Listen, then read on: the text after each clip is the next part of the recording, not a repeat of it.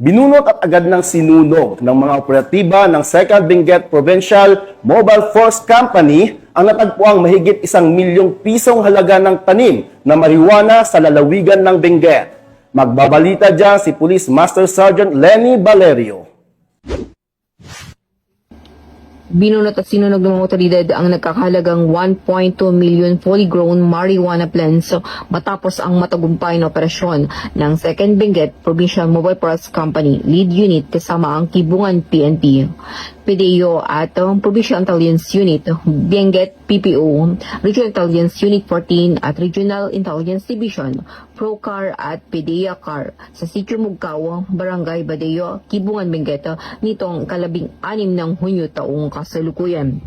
Ang 6,000 fully grown marijuana plants na natuklasan ay may sukat na humigit kumulang 1,200 metro kwadrado. Lahat ng mga halaman ay binunot at sinunog sa nasabing lugar. Samantala, walang nadatnan at nahuling cultivator sa araw ng operasyon. Ganun pa man, patuloy ang pambansang pulisya at iba pang ahensya sa pagpapaigting sa pagsugpo sa pinagbabawal na gamot habang pinapanatili ang pagtiyak sa proteksyon ng mga karapatang pantao.